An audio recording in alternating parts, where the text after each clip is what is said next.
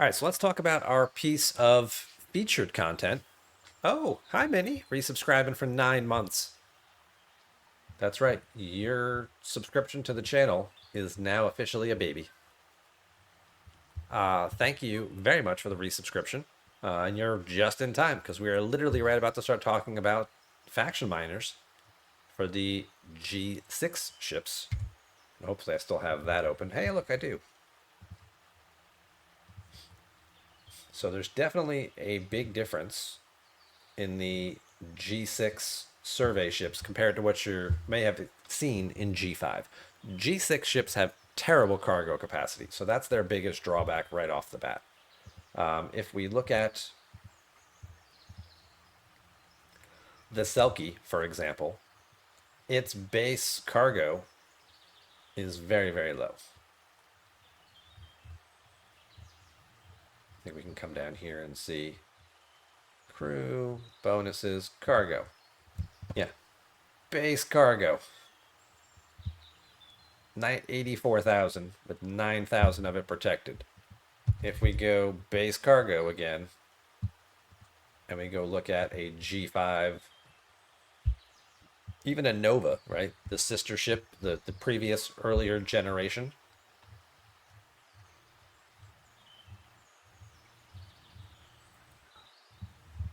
Starts at 3.5 million. So you've got a Selkie. We'll do that. 84,000 versus a Nova, 3.5 million. And when you're talking about getting to the higher tiers, I mean, this is only going up 100K, or basically doubling. You're going from 84,000 to 180K base value, right? Start factoring in all the research and all the other buffs, and we're talking about this. We'll look at mine. I think mine's around 2 million, but it's like tier 9. And then over here, you're 2.5 times from base to max. And if we go back in game for a second, we can see, I've got 2 million. This is a tier 8 Selkie. And my protected cargo on it, like I said, is 2 million. Whereas by comparison, and I think that's a protected cargo crew that's on that one. But if I flip for a second to, the cargo capacity on my maxed out Nova, we're talking about 100 million. 100 million versus 2 million. It's a huge difference, of course, in being able to leave something out, being able to take advantage of those nodes and token systems for transigen or for 5-star materials and things like that, where they have those bigger nodes. You can leave it out there overnight or for 2 or 3 days, sometimes even, to fill this up, and then you're done for a while. You don't have to go back and mine at all for like weeks.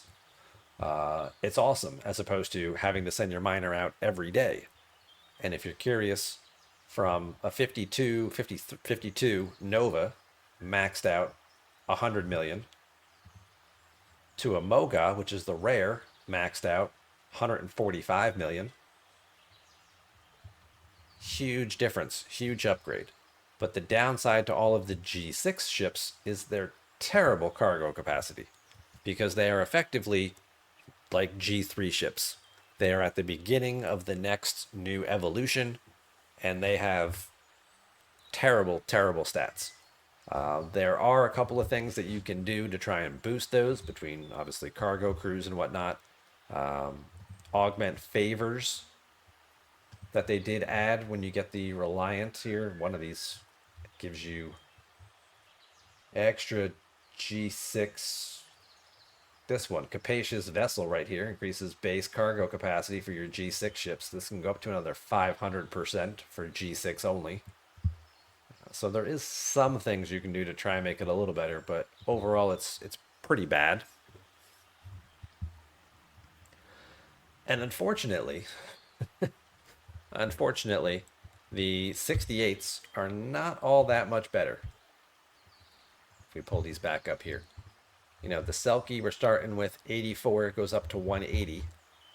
If we go back out here and we move up to the rares, and let's just say we take the new Grange here, And we go down to our little chart, cargo capacity.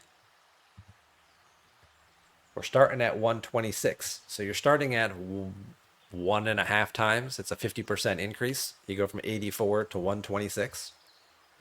It's a bit of a help. It's not great, but it's a bit of a help. The best advantage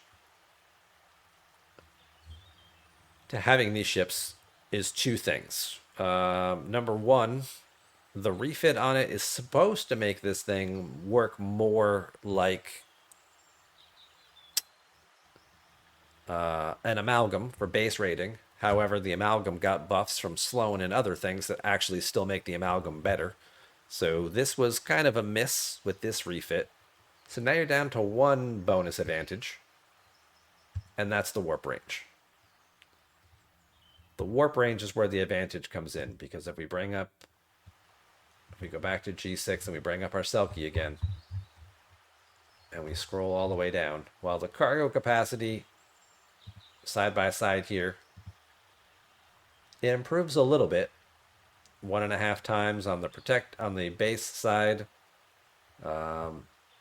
Protected cargo starts is basically double the whole way up. It's the warp range difference. So your Selkie starts at 840, maxes out at 1155, again without any bonuses, any forbidden techs or Fleet Commander Kirk or Grush or any other officers or anything like that, right? 1155 at maximum, and most people aren't taking theirs anywhere near this far to 12. I think mine, like I said, is tier 8, so I'm getting about 1,050. Hi, Moopsie. Whereas here, it's starting at 1280. So tier 1 on the 68 rare is already 125 higher than the highest value on the Selkie. And these things, when they're all the way maxed out, get to 1600 before you start adding any bonuses. And I will tell you, I've had several level 72, 71 players let me know that the warp range with bonuses is enough to get to these systems out here. So they can take they can't take the Selkie out there because it requires 1600 to get there. They can't get there with that. Even with bonuses and officers, they're not getting there with that. But they are getting there to get their G7 materials with their 68 rares. So that's the big feature. The downside, of course, is the cost. You look at the Selkie here, faction cost, you can split it because it's a universal miner.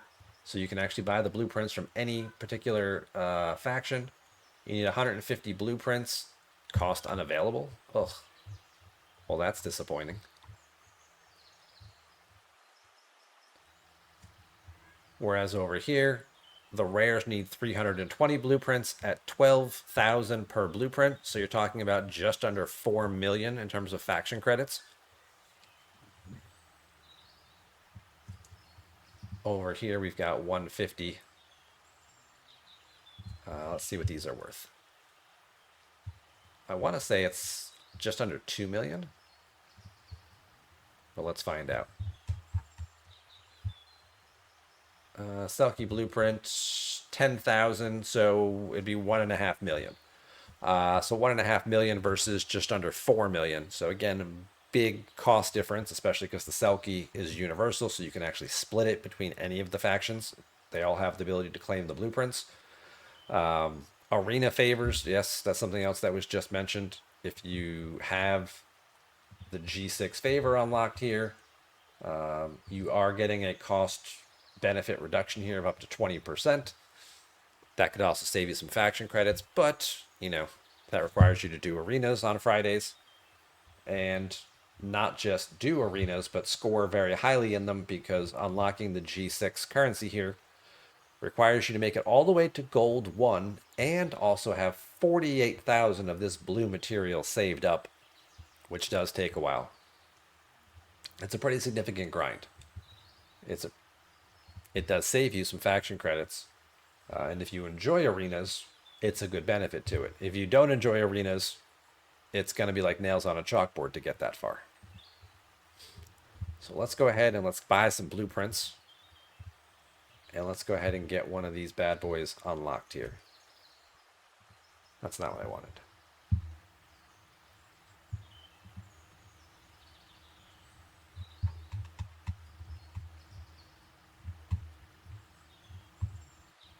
That's what we want. Oh, makes my stomach hurt. Makes my stomach hurt.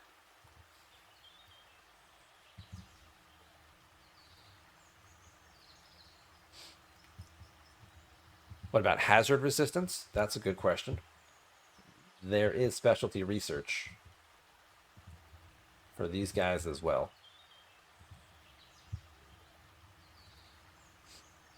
I see you guys put some other questions in the chat. I will circle back to those when I'm done with this little bit. Don't feel forgotten. Don't feel like I'm ignoring you.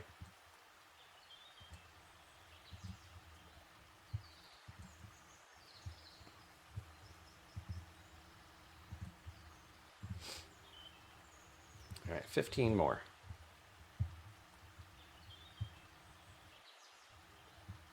Oh, apparently I didn't do that this morning.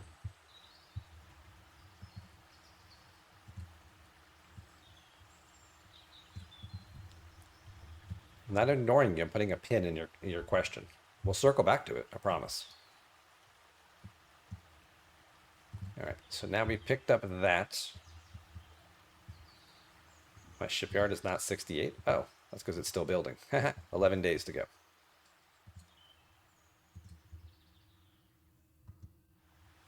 Smart speed up. Cash those in. There's shipyard 68. Yay, we did it. And now I can build the USS Newgrange. Lagrange is what I want to call it. I don't know where Newgrange comes from, but sure. How? Yeah. Hazard resistance was another question. So in our combat tree here, out here in our G6 base, which I'm going to get dizzy scrolling this fast, but so you have the adaptive skin, right, which gives your Selkie base hazard resistance. Depending on how far you tier it up, it starts at 50% and it can go all the way up to 185. Each of these specialty ships also have an adapting benefit here based on the tier of your particular ship. Starts at 25% and again also goes all the way up to 150. So slightly lower in terms of total hazard resistance, but it has the potential to get up there.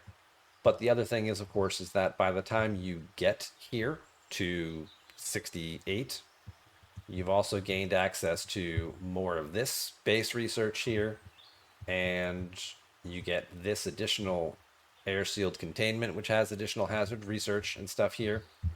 And as somebody pointed out in the chat earlier, the extra bonus to your warp range will let you reach the level 67 system where you can mine in, which is also where you can relocate your base to, are the 67s. And these don't have hazard resistance. These are not hazard systems. That's why people can relocate their base there, and people will use that sometimes when they're either going to try and stockpile, or if they can't reach with a disco or an eviscerator to summon their miner out to, especially when they're first into the G6 areas. You know, they'll take their protector or NX-01 and they'll fly all the way out here rather, and then they can just relocate their base there. But if you have the 68 miner, now you can definitely reach here and not have any troubles anymore.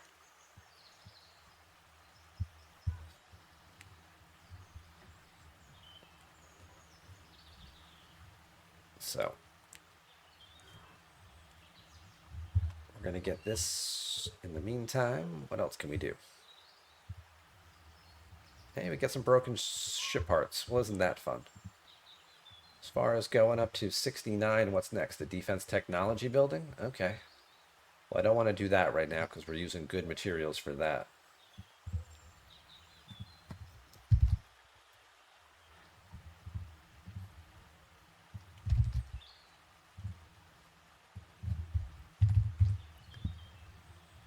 going from 66 to 67 here just requires those materials, and if I have to take it up one more level to 68, it does require also having the astronautic studio, which is going to require the engine lab and all the other ones, right? Yeah, of course it is. Okay. So basically all of these are going to have to go up too. Not surprising, but I wanted to see if I could get a head start on it, but I really can't. So instead, I guess we'll, since this isn't going to count for Chronicles anymore, I can go ahead and upgrade that building and get that one going. And let's see if we have our helps. We're up to 18. It's harder to see that purple number down there.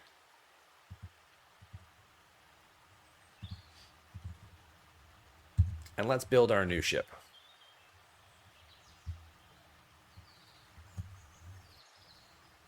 I mean, it's a mining ship. It's not inherently pretty.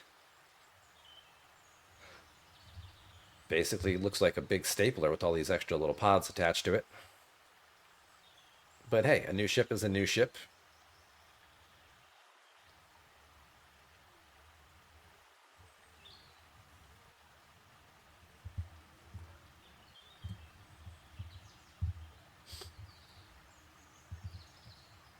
All right.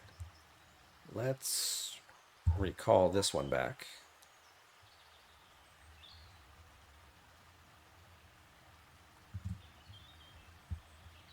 So what were we saying? We had a warp range of 1236, cargo capacity of about 2 million with about 575,000 protected. So basically about a quarter protected.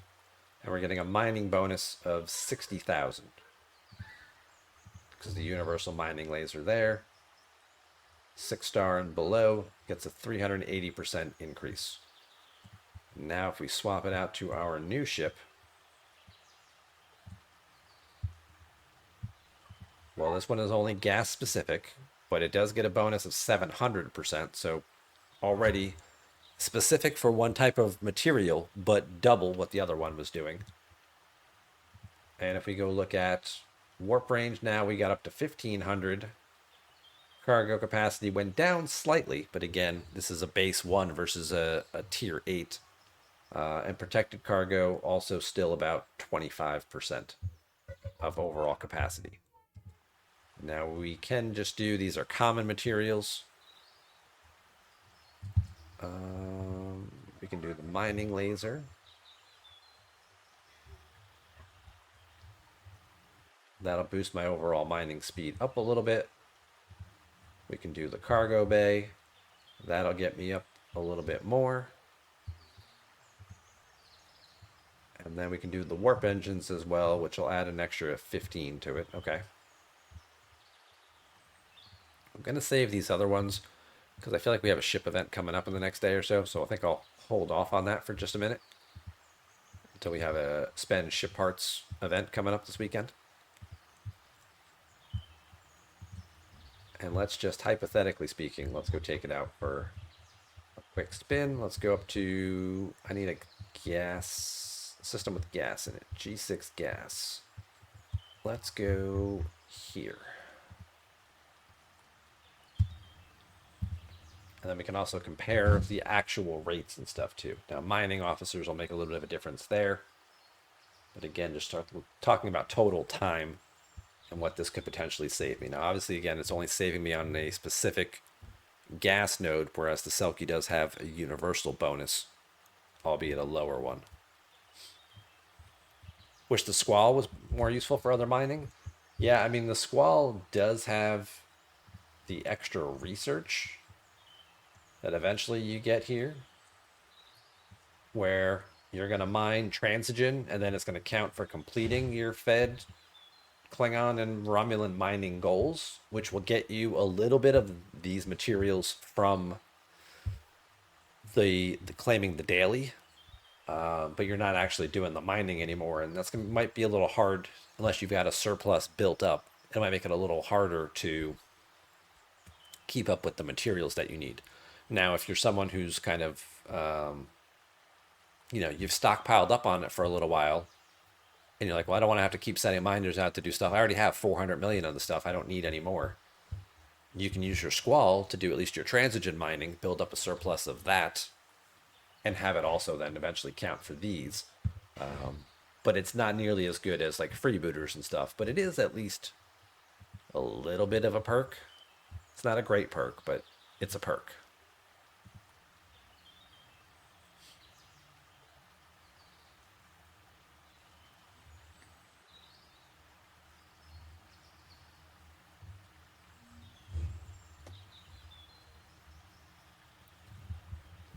And then we'll just fly on out to here and take a little look-see and see what we got.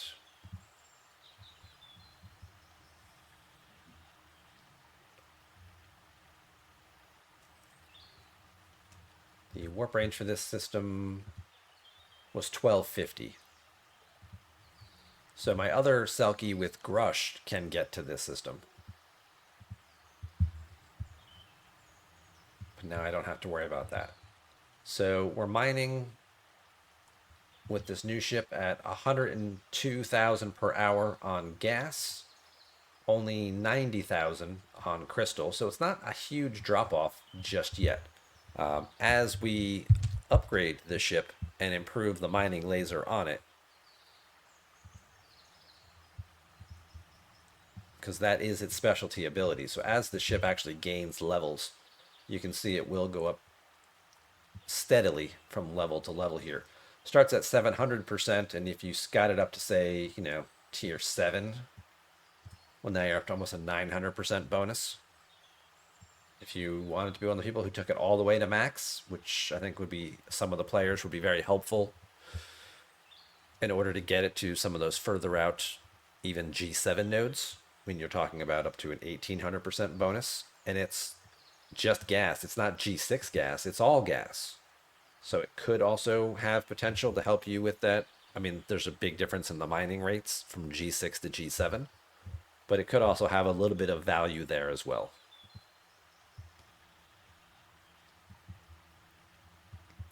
Relatively speaking, if I brought my other Selkie out here, which is tier 5, this one, but Grush is on it, so I got the warp range bonus. Tier 5, I'm mining 86,000 and 90,000 respectively, just because of probably research and whatnot. So this ship is still, it's mining about the same for the off material with the crystal, and it's mining slightly faster with the gas, and that's only at tier 1. So it's definitely some benefit there for sure. And as I continue to upgrade this ship, those benefits are just going to grow further and further. And that's also not a wasted benefit, because this ship does still have some value in G7. So hopefully that at least gives you a good overall look at the G6 rare miners and why it may or may not be worth it to you to get at least one of them, especially if it's a faction you have an abundance of credits for. If it's a faction, if you know you're not going to build the 70 epic, you got abundance of faction credits built up, pick up one of the 68 miners to at least make that transition eventually into the G7 space a little smoother. So, aloha, Dr. Iron Chef. Thank you very much for the 100 bits. Good to see you again, my friend. Anyone have any questions? Are you sure about that? About mining ships? Oh, I'm pretty sure, Moopsy. I'm pretty sure. But good to see you. Welcome on in. Ash, good to see you too. 68s are great in Transigen too. Okay. Haven't tried doing anything at that yet.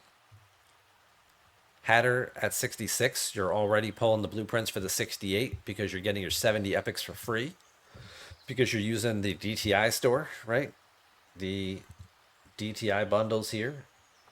The Victory Formation chest to pull the blueprints, not only for your 66 rares, but also for your 70 epics, which will save you millions of faction credits as long as you're pulling that. Good call out.